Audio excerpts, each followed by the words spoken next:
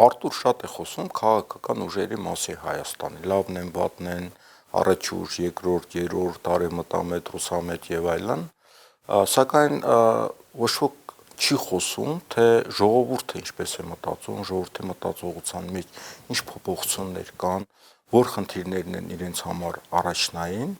որտեղ 2018 թվականից հետո ժողովուրդը մտավ քաղաքական կյանք եւ որքան էլ չեն խոսում ադմինիստրատիվ ռեսուրսի մասին, իշխանության ունեցած որոշակի նույնիսկ կեղծիքի հնարավորության մասին, բայց այնուամենայնիվ դա չի կարող ֆունդամենտալ ձևով ազդել ընտրությունների վրա, դա բոլորն են հասկանում, եւ շատ կարեւոր է հանրությունը իրեն ինչպես կպահի եւ ինչու այդպես կպահի։ Ուրեմն 3 ասենց իրադարձային կետ ֆիքսենք 2018 թվականը, 2021 թվականի ընտրությունները եւ սպասվող 26 թվականի ընտրությունները։ Ինչ տեղի ունեցավ 2018 թվականին, ինչի 2021 թվականին պարտված իշխանությանը ձայն տվեց հանրության մեծ մասը եւ հիմա ինչ է մտածում հանրությունը, հա։ Առաջի հարցը 2018 թվականը դա հեղափոխություն էր, թե հեղափոխություն չէր։ Ստեփան ջան, նախ եթե վերցնենք դասական հեղափոխության բնութագիրը, ապա հեղափոխություն չի, բայց այստեղ սկզբունքորեն կարևոր է հասկանալ, թե դա ինչ է։ Մարդկանց տեսակետից, իսկն ինչի տենց եղավ այլ ոչ թե այլ կերպ ու ինչ էին ուզում մարդիկ մասնակցելով այդ փոփոխություններին, իսկ հեղափոխությունն դա չէ, դա ավելի շատ երևի տեսական խնդիր է։ Արտուր, չէ, ես կարծում եմ այնուամենայնիվ տեսական խնդիր չի, որովհետև նայի,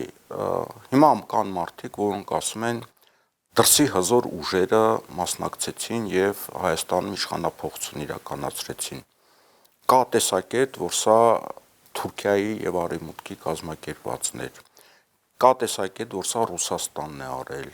Կա տեսակետ, որ սա ռուս-թուրքական պայմանավորվածություն է եղել, իշխանությունը փոխել, բնականաբար Արցախի հարցը լուծել։ Հիմա իրար մեղադրում են, որ գիտեք ինչ, սա նաև ներքին քաղաքական ուժեր կային, որոնք նույնպես մասնակցել են, որպեսզի իշխանափոխություն լինի։ Ուրեմն ցանկացած դասական հեղափոխություն, վերցնենք ֆրանսիական հեղափոխությունը, մինչև այդ ամերիկյան հեղափոխությունը, ռուսական հեղափոխությունը 17 թվականին, ամենտեղ կար դրսի ուժեր, որոնք ինչ-որ խնդիրներ են լուծում, ֆինանսավորում էին, կազմակերպում էին։ Միշտ եղել է, որ իշխանության մեջ եղել են ճեղքված եւ նաեւ ներսի ուժերը այդ գործընթացին մասնակցել են։ Բայց հեղափոխությունա թե չէ, ես կարծում եմ նաեւ, երբ որ ֆունդամենտալ արժեքային համակարգ փոփոխվել է, թե չի փոփոխվել։ Եվ դա կարող է ոչ միայն դրական լինել, հա։ Հիմա ֆունդամենտալ արժեքային համակարգ գոնես գործող կառավարությունը փոխում է, խորհրդանիշներ են փոխում, դասագրքեր են փոխում, այս են անում, այն են անում, կառավարման համակարգն են փոխում։ Այդ առումով դա հեղափոխական փոփոխություններ է։ Այդ առումով ինքը անկասկած հեղափոխություն է, եկեք պարզենք Ստեփան ջան մեկ բան։ Ուրեմն մինչև 2018 թվականը հիմա ինչ որ քննարկումներ կան հանրության մեջ, քո կազմակերպած կոնֆերանսում կոչվում էր դա Հայաստանի երրորդ հանրապետություն, կա այլ տեսակետ, որ դա մինչև 18 թվականի իշխանությունները բոլորը գրեթե, 3 նախագանել ունեին հաղթանակի լեգիտիմություն, այդ գաղափարը, որ տարբեր գոլեգաներ նշում են, իսկապես այդ տեսակետից նա հեղափոխություն էր, քանի որ եթե մինչև այդ հանրապետությունը ստեղծվել էր Արցախյան պատերազմի ընթացքում եւ դրա լեգիտիմությունով, ապա 18 թվականը փաստացի եկավ ժխտելու այդ ամեն ինչը, այսինքն այն ուժը, որը եկավ, ժխտեց հաղթանակի լեգիտիմությունը։ Ու այդ առումով ինչ որ մարդկանց համար դա անընդունելի է թե ոչ, բայց այդ առումով դա անկասկած հեղափոխություն էր։ Արտուր, ես ինչ եմ հեղափոխության վրա շեշտը սկզբից դրեցի, որտեղ դա գլխավոր խնդիրը չի մեր այսօրվա քննարկման, ուրեմն ցանկացած հեղափոխություն, ինչպես այսօր, դրսի ազդեցություն անում, ներսի ազդեցություն անում, դեռ գումարներ են լինում, կազմակերպչական աշխատանք է տարվում, բայց ինչ որ փուլ հետո ժողովուրդը մտնում է փողոց, այդ արդեն իսկական ժողովուրդն է։ Ես երբ զգացի, որ սա իսկական ժողովուրդը միացել է 18 թվականին, երբ որ հանրապետության հրապարակում սկսեցին խորոված անել, եւ երբ որ մեքենայի կապոտի վրա դրոշը փռեցին եւ բլոտ են խաղում, սա ժողովուրդն էր։ Հիմա հարցը այն է, ժողովուրդը ինչ էր ուզում, որովհետեւ երբ որ հարցնում էր մարդկանց, ասում են մենք ուզում ենք որ լինի լավ, բայց իրենք չեն կարող ձևակերպել ինչ լինի, որ լինի լավ, այդ լավ ինչա, բայց այնուամենայնիվ իրենք սոցիալական ռևանշ են ուզում, իրանք անարդարության դեմ են պայքարում, իրանք ուզում են արդարություն լինի եւ այդ արդարությունը ամենագրեհիկ ձևով էր ներկայացվում, քյաբաբ առ քյաբաբ, մուկ առ մուկ, ես մի ամենագրեհիկ ձևով, բայց սա հանրության համար, շորտի մի ստվար հատվածի համար հասկանալի լեզու էր։ Հիմա ժողովուրդը ուզում էր արդարություն, սոցիալական ինչ-որ փոփոխություններ։ Դու շատ ճիշտ նշեցիր այդ քյաբաբ առ քյաբաբ եւ մնացած ամեն ինչը, բայց ցավոք սրտի պետք է ֆիքսենք, որ դա նույնպես ժողովուրդը չի։ Որ ժողովուրդը 3 միլիոն ժողովուրդ այնտեղ չի եղել։ Ուրեմն հետեւաբար ֆիքսենք մի քանի բան, ուրեմն դուրս ենք թողնում այդ արտաքին ուժ եւ մնացած ամեն ինչը, ժողովուրդը բառը նույնպես կոռեկտ չի լինի, կարելի է օգտագործել տարբեր սոցիալական խավերի կամ հեղափոխության շարասյունների մասին։ Ակնհայտորեն եղել է հակա գաղութական, այսպես կոչված, այսինքն ծայրահեղ հակառուսական հատված այդ ամեն ինչի մեջ ամենամեծ հատվածը, որը այդտեղ միացել է այդ շարժմանը, այդ երբ որ ասում ես խորոված քյաբաբ, դա եղել է սոցիալական հատվածը։ Այդտեղ արդարությունը կներես սկզբում եղել են խմբեր, որոնք հակառուսական են, որոնք մարդու իրավունքներ եւ այլ լոզունգներով են հանդես գալի։ Հաջորդ փուլում փաբերից ինչ որ երիտասարդներ հաջորդ փուլում եկավ հանրության այն զանգվածը, որը սոցիալական փոփոխություններ էր ուզում եւ նաեւ սոցիալական ռևանշ էր ուզում։ Հա, հիմա նախ ճշտենք, որ ի սկզբանե դա ակտիվիստների շարք էր։ Այո։ Հա։ Հետո երբ որ կամած տարբեր շարասյուններ մտան ու տարբեր շարասյուններս դա շատ կարեւոր է հասկանանք, պատկերացնում են այդ քո ասած արդարությունը տարբեր ձևով էին պատկերացնում։ Մեկը ուզում էր այդ արդարության տակ հասկանում էր, որ մենք պետք է Ռուսաստան ազդեցության գոտուց դուրս գանք, մյուս ուզում էր, որ ազգային հարստությունը վերաբաշխվի, իսկ մեկ այլ մարդ ուզում էր, ինչ որ մի հատված միջին խավը պահանջում էր ավելի շատ խոսքը գնում էր այդ արժեքային փոփոխությունների մասին ու ինչպես նաև որոշակի կյանքի որակի բարելավման եւ փոփոխման մասին, այսինքն դա մի հատված է, որը որ ուզում է կրթական համակարգը նմանվի սրան կամ նրան եւ այլն, այսինքն մենք ունեցել ենք 3 տարբեր ժողովուրդներ, 3 տարբեր ավելի ճիշտ կլինի ասել ժողովրդի հատված, որոնք որ իրենց շահերով, իրենց պատկերացումներով ինչ որ պահի տարբեր պահերի մասնակցել են 18 թվականի իրադարձություններին, որը հետո դառավ հեղափոխություն։ Ինչի հեղափոխություն, քանի որ իսկապես շղթելով 30 տարվա պատմությունը փաստացի, դա այդ առումով դա իհարկե հեղափոխություն է, բայց ինչ եմ ասում, որ մենք չենք կարող դա միանշանակ ձևակերպումները տանք, քանի որ մասնակիցները, այն ամբողջները, որոնք որ մասնակցել են, իրանք թեև այդ ժամանակ խանդավառված էին եւ թվում էր թե միասին են, բայց 3 տարբեր հատված ունեցել է 3 տարբեր ձևակերպման ու շոշափելի ձևակերպման տարբեր։ Դու ամենամեծը դա սոցիալական ռևանշիզմի հատվածն է, հա։ Ես կգնահատեի դա մասնակցողների որպես երևակայի 70%։ Եղել են որոշակի հատվածը կազմել են ակտիվ ու բավական գորգրացող, եղել են հակառուսական հատվածը եւ մի հատված ասենց ասենք քաղաքի միջին խավը,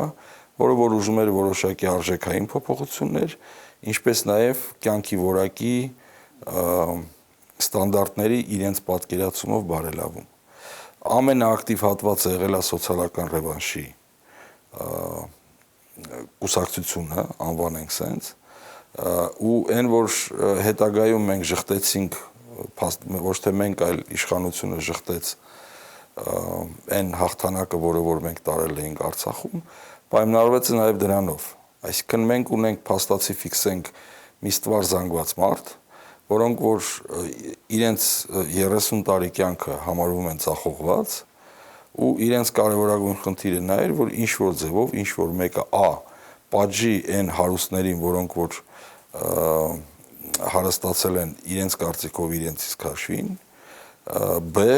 վերաբաշխի այդ հարստությունը իշա իրենց, բայց փաստացի դա նշանակում էր, որ Հայաստանի բյուջեում, տնտեսությունում համախառն ներքին արտադրանքը պետք է նույնպես վերաբաշխվեր իշա սոցիալական ծախսերի, այլ ոչ թե օրինակ ռազմական ծախսերի։ Արտուր, նայ 91 թվականին, երբ որ իշխանությունն էլի Հայաստանում փոխվեց, դա նույնպես հեղափոխություններ, երբ որ եկավ ՀՀՇ-ն, Հայոց համազգային շարժումը, իրենք ինչ են խոստացել։ Իրենք ասել են, գիտեք, մենք սովետական միությունում ենք ապրում, որտեղ սեփականությունը պետությանն է, դրա համար մենք վատ ենք ապրում, որտեղ պետությունը վատ մենեջեր է, դրա համար մենք գնում ենք ազատ շուկայական հարաբերությունները, ամենին սեփականաշնորհում ենք, դե ով որքանով ճարպիկը կարողանա, այդ արդեն իր գործն է, եթե դու իշխանության մեջ ես, քո հնարավորությունները մեծանում են։ Երկրորդը, իրենք խոստացել են, որ Արցախի համար պայքար է լինելու եւ Արցախում եղավ հաղթանակ։ Այսինքն եւ երրորդը, որը ասենք հանգամանքների բերումով եղավ, որտեղ անկախության խնդիր չկար 88 թվին։ Երբ որ չեմ հիշում 89 թե 90 թիվներ, երբ որ առաջ անգամ Եռագույն դրոշը բարձրացրեցին, օպերայի հրապարակում սարսափել էին, ասել են, «Էս ինչա, մենք sense խնդիր չունենք անկախության, մենք Ղարաբաղի հարցով ենք հավաքվել», բայց քանի որ սովետական միությունը փլուզվում էր, այդ լոզունգներ, կարգախոսներ վերցրեց, որ նաև անկախություն,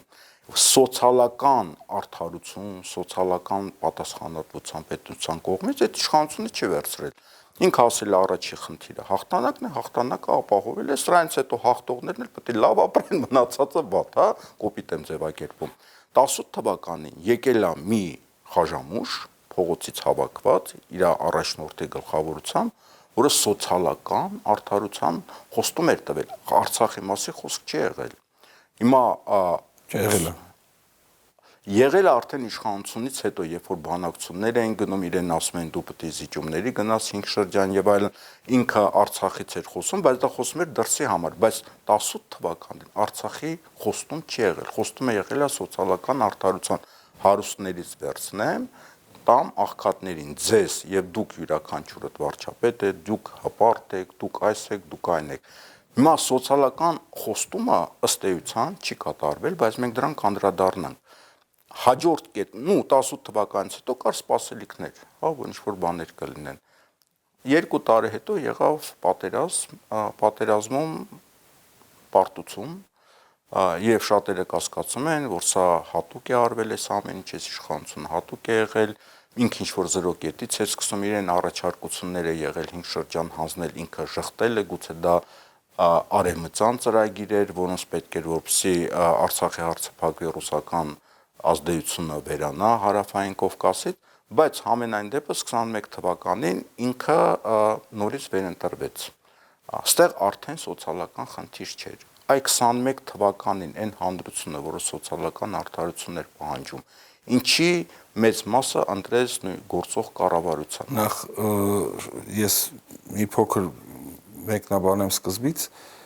նախ սոցիալական խնդիրների արկայությունը ցավոք սրտի երբ միշտ անտեսվում է քաղաքական վերնախավի կողմից։ 88 թվականին կարծում եմ, որ սոցիալական հատվածը կար, բայց ամեն դեպքում ինքը ընդգծված չէր, քանի որ ես կարծում եմ դա պատմականորեն հայ ժողովրդի քաղաքական արժեքային համակարգի չձևավորված լինելու խնդիրն է։ Իսկ մեր քաղաքական օրակարգը միշտ եղել է ազգային այն առումով, որ մենք պետք է պահպանվենք A, B անկախանանք կամ այս ոլորտում տիրույթում, դեպապես քաղաքական դաշտում երբևիցե քաղաքական վերնախավը սոցիալական խնդիրների մասին չի խոսացել, լայն առումով սոցիալական, այլ ոչ թե փողի մասին է խոսքը,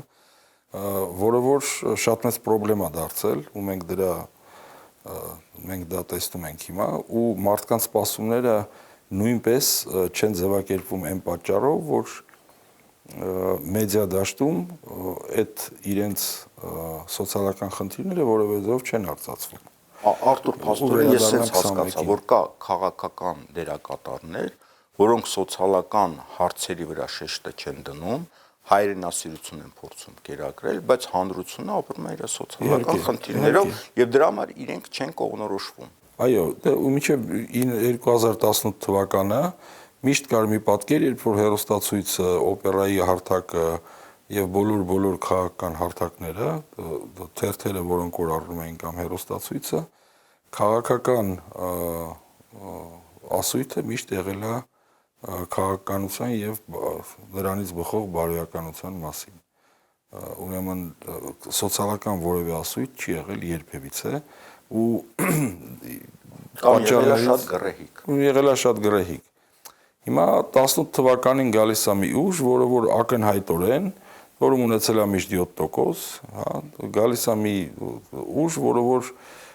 շատ կոնկրետ ու գռեհիկ, ատելության խոսքով տարիներ շարունակ չարաշահած, գալիս է մի ուժ, որը որ խոսում է սոցիալական ամենաբարդ խնդիրներից մեկի հարստության վերաբաշխման մասին։ Հիմա ամբողջ խնդիրը նա է, որ իրանք որևէ վերաբաշխում չեն արել, ես ներքուստ համոզված եմ, որ չէին էլ պատրաստվում անել, քանի որ չէին էլ պատկերացնում, թե ոնց պետք է արվի, քանի որ դա շատ բարդ բան է, բայց 21 թվականին իրանց հաղթանակը պայմանավորված է առաջին հերթին նրանով, որ իրենք հանդես են եկել 21 թվին լինելով իշխանություն որպես ընդդիմություն։ Իսկ 21 թվին իրանք շարունակում էին պայքարել այն հարուստների, որոնք փողերը վերցրել են, հա, ու ժողովրդին չեն տալիս, ուղղակի մեր ձեռները կապած է, հեսա չագուջով գլխներին կխփեմ կվերցնեմ արդեն։ Արցախն էլ մեր ջեբն են գցել, Արցախը մեր ջեբն են գցել, այո,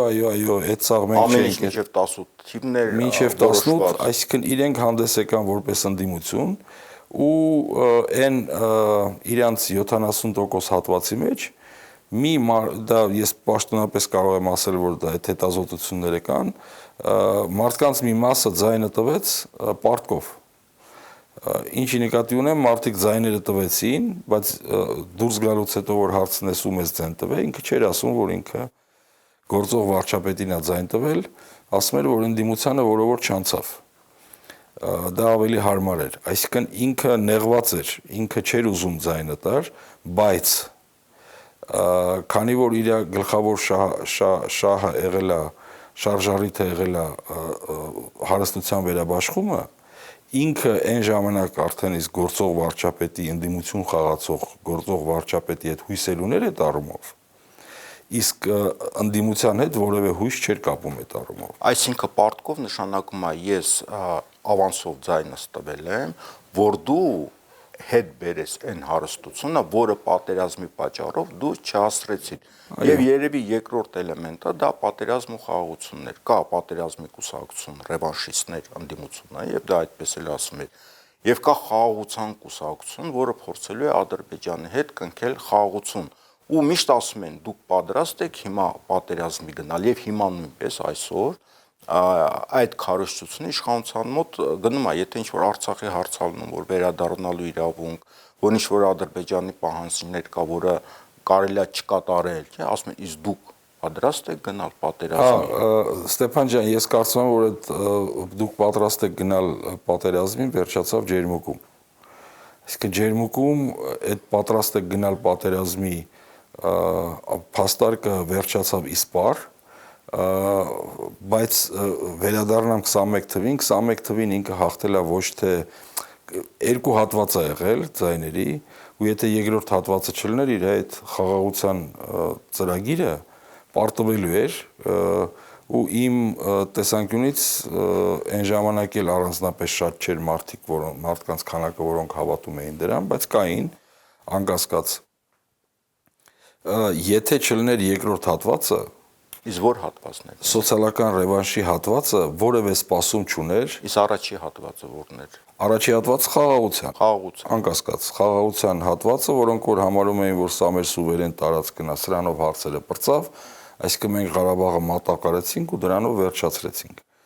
Հաճելի չէր որևէ մեկին, եթե որևէ հարցման ժամանակ հարցնես, որևէ մեկը չի ասի, իմպերատիվ 90%-ը հայ ժողովրդի միշտ ասել է, որ Արցախը մերն է եւ արցախցիները մեր հայրենակիցներն են, իրավունք չունենք տենց բանելու, բայց փորձը ցույց տվեց, որ հոգու խորքում ինչ որ մարդիկ տենց չէին մտածում, իսկ Արցախի անկումից հետո գտնվեց ավելի շատ հատված մարդկանց մի հատված, որը որ շատ արագ հարմարվեց այդ իրավիճակին, այսինքն դա այն հատվածն է ամբողջ իրար հետ, որը որ խաղաղության թեման այն ժամանակ առել է ու քվեարկել է, բայց ելի կրկնեմ, որ թե հեղափոխություն կոչվածը սոցիալական ռևանշ էր, թե 21 թվականը նույնպես սոցիալական ռևանշ էր, քանի որ եթե այդ մարդիկ չլնեին, որոնք որ ձայնը տալիս էին հասկանալով հանդերձ, որ պարտությունը շատ դաժան է եղել եւ մենք պարտավոր ենք իրան վռնդենք, բայց հասկանանք հիմա մարդկանց, որոնք որ 30 տարի մտածել են իրան կոմունալ ծախսմուծեն, թե ասենք երեխուն կոշիկ առնեն։ Արտուր, բաց այդ ռևանշից, որ դու ասում ես, այդ մարդկանց մոտ եղել է խորքային վիրավորանք պետությունից, վիրավորանք կառավարություններից, իրենք վիրավորված են եղել, որովհետև իրենց միշտ խաբել են, իրենց անտեսել են եւ ցուցադրում են ինչ-որ ճոխություններ, չէ, տարբեր հարսանիքներ եւ այլն, այդ ճոխությունները իրենք տեսնում են, որ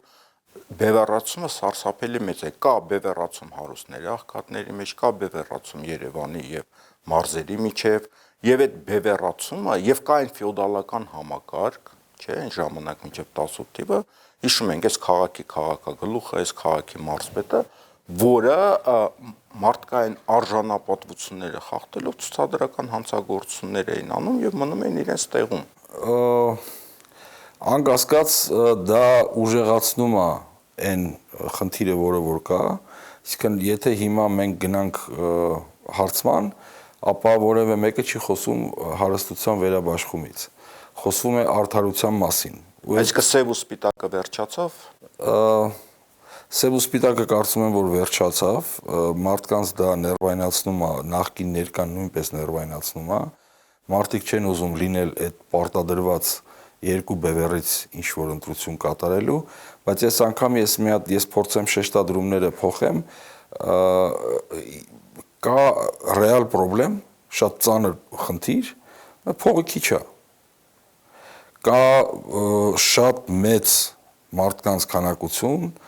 որոնց փողը քիչ է, իրենք փող են ուզում, հիմա մնացած ամեն ինչ, այն ինչ որ դու նկարագրում ես, սա շատ վատ բաներ են ու անկասկած որևէ վարկանիշ չեն բարձրացրել այն իշխանություններին, բայց այնուամենայնիվ, եթե սոցիալական, ֆինանսական, տնտեսական խնդիրները լուծված լինեին, կարծում եմ, որ մենք Ղարաբաղը չէինք կորցնի։ Հիմա խնդիրը շատ ավելի բարդ է, Ստեփան ջան, տես հիմա մենք խոսում ենք, հիմա նորից գալիս ենք նրան, որ քրեա օլիգարխիկ եւ այլն, բայց որևէ մեկը համակարգը վերականգնվում է։ Այդ համակարգը վերականգնվում է, այդ անխուսափելի է, իրանք եկել են պետության են բանարել, բայց իրանք եկել են սոցիալական ռևանշի, ուղղակի չեմ ուզում շատ առաջ անցնենք, իրանք եկել են սոցիալական ռևանշի բաներով, հա, բայց իրականում իրանք եղել են շատ ծայրահեղ աճ, ասել կապիտալիստական, լատինամերիկյան, ասենք պինոչետային կառավարման համակարգով, ձեր պրոբլեմը ձեր գլխում է։ Ուրեմն նայ, համարենք սա հեղափոխությունները, որովհետև խորքային արժեքային համակարգ է փոխվում դեպի վատ, այսինքն ոչնչացվում է արժեքային համակարգը, դա էլ է արժեքային համակարգի փոփոխություն։ Բայց այնուամենայնիվ, տես, ֆրանսիական հեղափոխությունից հետո անցավ որոշ ժամանակ եւ սկսեց բուրժուականացումը, այսինքն երբ որ այն աղքատ զանգվածին, սանկյուլոտներին եւ այլն ջարդեցին, Ռոբեսպերից հետո երբ նրանք փորձեցին ապստամբել, իրենց լավ ջարդեցին։ Հետո եկավ Նապոլեոնը եւ սկսեց ճոխ կյանքը, չէ՞, այնտեղ արդեն նորաձև դարձավ այն հին ռումեական շորերը, դեկոլտեներով կանայք, տունիկաները եւ այլն, պարահանդեսներ եւ այլն։ Վերջնենք ռուսական հեղափոխությունը 17 թվի, որը էլի ծայրահեղ բոլշևիկները եկան ծայրահեղ հավասարության գաղափարով։ Անցավ որոշ ժամանակ, եկավ ճոխությունը նեպի ժամանակաշրջանը, չէ, արդեն բուրժուականացումը արդեն։ Հիմա այ կարող ենք համեմատել այս թեկուզ այս վերջի հարսանիքը, որ եղավ համալիրում, երբ որ միլիոններ էին դոլարներով ծախսվում, երբ որ դեռ ճոխություններ, դրսից երկիչներ են բերում, այն դեպքում, երբ որ Հայաստանում մարդիկ կան բառից բուն իմաստով սոված։ Եվ այդ խրախճանքը, այդ լուսանկարները,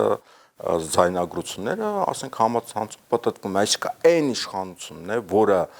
սոցիալական ռևանշ էր խոստանում, արդարություն էր խոստանում, հիմա բուրժուականացել են, հիմա անում են ավելի ճոխ խրախճանքներ, քան մինչև 18 թվականներ, եւ այն մարդիկ նույն աղքատության մեջ մնացել են։ Այսա ինչ ազդեցություն կունենա այդ հիմիկվան նեպի ժամանակաշրջանը, հա, պայմանական 26 թվականին մարդիկ իրենց խապված հասկանալու են, որ խապված են, թե ոչ։ Դե նեպը այնուամենայնիվ կարանք քննարկենք դա, ես կգնահատեմ 21-22 թվականները, ինչի կարանք առանց 2021-2022-ը մեր մոտ ընդեղի նեպ 23-24-ը, հա, 24-25-26 թվականների հատվածը հատկապես, ինչի կարամ ասեմ, ինչի եմ ես համարում, որ դա է համեմատելին, ինչ վերաբերվում է հիմիկվա այս օրինակ այս հարսանիքը, որը որ թնդած ստեղ խնդիրը հայ ժողովրդի, այսինքն այն ռևանշիստների, որոնք որ ուզում էին, որ ստեղ շատ հետաքրքիր է Ստեփան ջան, մարդկանց ցասումը ու բողոքը գալիս է ոչ թե նրանից, որ կոնկրետ մարդը փող ունի, թեև ասենք մարդիկ, որոնք որ տոկոսով փող են վերցրել, որ ստավ կանեն ու կրվել են, հաստատ կիմանա կասեմ, որ այդ իրանց կրված փողն է, այդ իրա փողն է, բայց դա փոքրամասնություն է, կարևորագույն խնդիրը, ոնց դու նշեցիր, դա այն է, որ կա մենք եւ իրանք, այսինքն դա հակա իստեբլիշմենտ է, այսօրվա Այսինքն նրանք այսօրվա իշխանությունն է, ինչպես 18 թվականից նրանք եւ այո, իշխանությունները երբ որ միանում են հարստների հետ կերպարի մեջ, նույն կերպարի մեջ են ընկնում, սա դառնում է քո ասած օլիգարխիան։ Հիմա կապ չունի, ասենք իրանք իրար խավոր բարեկամ են թե չէ եւ այլն, բայց իրանք կերպարը արդեն օլիգարխիկ է։ Այսինքն կան նրանք, որոնք որ միշտ հարստանում են, նոր ԿՊ-ականները, որոնք որ ուղակի սեփական հարցեր լուծեցին, իրանք հիմա նույնպես այդ դրանց մեջ են, որոնք որ ճոխ կյանքով են ապրում, իսկ ժողովրդի մասին մտածող չկա։ Սա է իրանց խնդրեմը, իրանք համարում են, որ Նիկոլ Փաշինյանի բերած թիմը այլևս օլիգարխիայի հատված է։ Արտուր, նայ 2018 թվականին այն զանգվածներ հիմնականում գաղափարական մի փոքր զանգվածները մի կողմ տնենք, արևմտամեջ եւ այլն, որոնք վատ էին ապրում, որոնք մարդիկ կան, որտեղ 30 տարի սարսափելի պայմաններում են ապրել, ասենք երեխաները դպրոց գնալուց նույն շալվարն են հագնում, սպասում են մեկը գա, կամ մյուսը, կոշիկը եւ այլն եւ այլն, այսինքն ծայրահեղ դեպքեր են, բայց դա մի 10-20% հատված էր, կային եւ շատ վատ ապրողներ։ Հիմա իրենք այս իշխանության հենարանն են 18 թվականին եւ նաեւ 21 թվականին։ Հիմա 26 թվականն է, որն է այս իշխանության հենարանը։ Այսինքն եթե դու քու հենարանը կորցնում ես ժողովրդի մեջ, իսկ հենարանը ակնհայտորեն կորցրել են, բա դու վրա պետք է հենվես 26 թվականին, դու արդեն պետք է հենվես քու մյուս հենարանի վրա, հակադիր է, այսինքն պայմանական ասած այդ բուրժուազիայի վրա, այսինքն իրենց օլիգարխներին, որոնց ձևավորել են նախկին օլիգարխները, որ իրենցն են դարել պետծառայողները, որոնք արդեն ֆեոդալացման փուլ են անցնում, մենք տեսանք Նորքի զանգվածում թաղապետը ոնց էր ծեծում, Երևանի ավագան ընտրությունների ժամանակ, երբ որ կուսակցությունները միանում են, որ վերարտադրվի այս իշխանությունը, հանրապետություն կուսակցությունը միանում է ԿՊ-ին, բայց արդյունքում ստերային տնտեսական պայմանավորվածություններ են ձեռք բերում, որովհետև կյանքում ոչ մի բան ձրի չի, այսինքն դա հենց օլիգարխիան է։ Հիմա 26 թվականին այս սոցիալական, այս պոպուլիզմը արդեն վերջանում է եւ գալիս է հենց հարուստների նոր հարուստների իշխանությունը ընդդեմ ժողովրդին։ Կարանք այդպես ձևավորենք։ Կարանք ձևակերպենք, բայց այնուամենայնիվ նշենք, որ ուրեմն բուրժուազիան ինքը Իրանով շատ քիչ է, կա ես չեմ հավատում, որ բուրժուազիան կարա իրանց ձեն բերի։ Համապետական ընտրությունները դա առաջի հերթին քաղաքական տեքստ է։ Բուրժուազիան, քո ասած, ինչպես նաև նրանց ուրեմն այսօրվա գաղափարախոս գործող վարչապետը այդ տեքստը չունեն։ Գործող վարչապետը օլիգարխիկ ռեժիմ է ստեղծել այնքանով, ինչքանով որ ինքը դարել է այդ օլիգարխիայի, այսինքն խոշոր բուրժուազիայի հատված, կերպարում հասարակական, իսկ ձեներ բերել օլիգարխները այլևս կարծում եմ, որ չեն կարողանա, ամենայն դեպս դա այդ մասսայական ձեն առնելը չի ստացվելու, քանի որ պահանջել է քաղաքական գործող իշխանությունը կամ այդ վարչապետի գաղափարախոսը չունի տեքստ, սոցիալական տեքստ, արդեն չունի միջև այդ պոպուլիստական մակարդակում, բայց ուներ, իսկ ով ունի տեքստ։ Սոցիալական տեքստ կարծում եմ, որ չունի ոչ ոք, այդ սանկյուլոտները անտեր են, հա։ Ես շատ վատ բառ օգտագործեմ, ֆրանսիական հեղափոխության ժամանակ սանկյուլոտներ են ասում նրանց, ում որ այս վերջերս ժեխ էին անվանում։ Այդ բառը չեմ սիրում, ուղղակի համեմատությունը, որ հասկանալի լինի։ Կարելի էր այդ բացատրությունը չտալ սանկյուլոտ կհնչեր նորմալ, ուղղակի որ մեզ հասկանան, էլի դիտողները։ Այսինքն անապահով հատվածը, այդ սոցիալական խնդիրները քիչ թե շատ, տեսնենք, տրանսպորտի հարց է եղել ընդամենը։ Պլյուս կարմիր գծեր, որը որ քաղաքական դաշտում արել է Մայր Հայաստանը, մնացած գլոբալ ավելի վերաբաշխման տեքստ գոյություն չունի։ Կա իհարկե այդտեղ պրոբլեմ, քանի որ համար մեկ խնդիրը անվտանգությունն է, ու դա նույնպես ձախողված է գործող իշխանության կողմից, անվտանգային տեքստեր կան, հա, բայց այստեղ 26 թվի կարևորագույն խնդիրը լինելու է նա, թե ով է կարողանալու ինչ-որ ձևով պատասխան տալ այդ 30 տարի ուրեմն ռևանշի զգացումը կուտակված, վիրավորանքը եւ այդ էմոցիաները կուտակվել են, իրանք դուրս չեն եկել, իրանք որևէ ձևով չեն մարմնավել, այո, այս իշխանությունը այդ հարցը չէր կարող լուծել, իսկ դա շատ ծանր խնդիր է, ու այդ արդարության տեքստը դեռ գոյություն չունի, բայց այդ մարդիկ շատ ակտիվ են լինելու, իրանք գնալու են եւ ընտրելու են։ Արտուր, լավ, որպես վերջում ամփոփելու համար,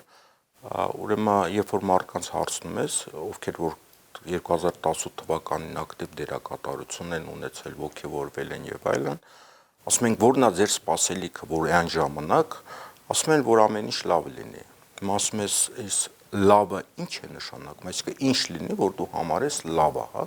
Իրենք որևէ ձևակերպում չունեն, то есть մարդկանց մոտ այդ լավ լինելը չունի որևէ քաղաքական եւ տնտեսագիտական ձևակերպում, ինչ լինի, որ լինի լավ։ Այ քաղաքական դաշտը հենց այն խնդիրը այն է, որ դու կարողանաս այդ մարդկանց հետ խոսել, իրենց ձևակերպումներ տալ եւ այդ ժամանակ հանրությունը կհասկանա, որ իրեն չեն խաբում կամ գոնե առնվազն իրեն հասկանում են, իրեն հասկանալի լեզվով են խոսում։ Ստեփան ջան, կա մի պատրանք, որ եթե ասենք, օրինակ գործող վարչապետը միշտ օգտագործել է ցածրորակ ատելության լեզու, ճիշտ է։ Կա մի պատրանք, որ այդ մարդկանց հետ խոսալու միակ ձևը ատելության լեզուն է։ Հիմա այստեղ մի շատ կարևոր խնդիր, երբ որ մենք հարսանեկից խոսում էինք, հայ ժողովրդի խնդրեմը հարստությունը չի։ Հայ ժողովուրդը, երբ որ դու ասում ես լավը, չէ, դու բազմիցս նշեցիր, որ իրանք ուզում են ամեն ինչ լավը լինի։ Ես հատուկ նշեմ, որ որևէ շատ քիչ հատված կա, որը որ հարուստ մարդկանց կամ հարուստներին դեմ է։ Խոսքը գնում է քաղաքական իշխանության եւ տնտեսական էլիտայի միատեղ ուրեմն շահագործման այն ռեսուրսների, որը որ կա։ Այսինքն իրենք համոզված են, որ դա ոնց դու ասում ես անարդար է։ Հիմա ինչ վերաբերում է իրենց տեքստին, այդ տեքստը Սանկյուլոտը չի որ պիտի ձևակերպի։ Այդ տեքստը պիտի ձևակերպի քաղաքական վերնախավի ինչ որ ներկայացուցիչ, ինչքան ավելի լավ լեզվով ձևակերպի, այնքան ավելի շահավետ կլինի հասարակության համար, ու ամենակարևորը, բացի նրանից, որ ասել, որ մենք պետք է գնանք սրա մուրճով գլխին խփենք, փող վերցնենք ձեռից, դա պետք է լինի պարզ, տրամաբանորեն, հասկանալի, համակարգ, որտեղ որ այդ հարստությունը վերաբաշխվում է, ու մարդը պետք է իմանա այդ վերաբաշխման արդյունքում ինքը ինչ է ստանում։ Դրա համար որ որևէ մեկը չի ասել, որ եթե ես այս սրա ձեռից խլեմ շենքը, դու կհարստանաս։ Այսինքն ես կարծում եմ, որ ինչ-որ շենքեր երևի ինչ-որ մարդկանց ձեռից խլել են, իրանք են սեփականաշնորհել, բայց ինչ կստանա մարդը նրանից, որ Ծառուկյան Գագոն այլևս միլիոնատեր չլինի, նու մեծ մասը ոչ մի բան չի շահի, հասկանալի է, չէ։ Այստեղ այդ տեքստը գոյություն չունի։ Գոյություն է ունեցել ատելության լեզու, իսկ համակարգված տեքստ, որ մեզ նրա համար, որ դուք լավ ապրեք, մենակ վերաբաշխումով չի, այլ պետք է նաև լինի սա, կամ օրինակ հնարավոր է ես չեմ տիրապետում։ Այս մարդկանց ոչ ներկայացված լինելը, խոսքը գնում է նրա մասին, որ այդ տեքստը չկա։ Կարող է լինի մի մարդ, որը որ ասի, գիտես չկա, երկրում փող չկա, սենց տենենց մեզ պետք են ներդրումներ, որ այս լինի, այն լինի, որ դուք ապրեք, դրա համար, որ եթե իրա ձեռից խլենք, մեկը լավ չենք ապրելու։ Կամ կարող է լինի ինչ-որ մեկը, որը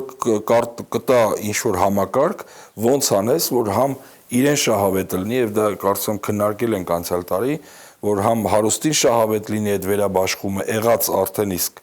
հարստության, բայց այդ տեքստը ուղղակի գոյություն չունի։ Վերաբաշխումը երևի սխալ տերմին է, խոսքը վերաբաշխման մասին չէ, որ ամեն ինչ պետք է օրենքի շրջանակում լինի,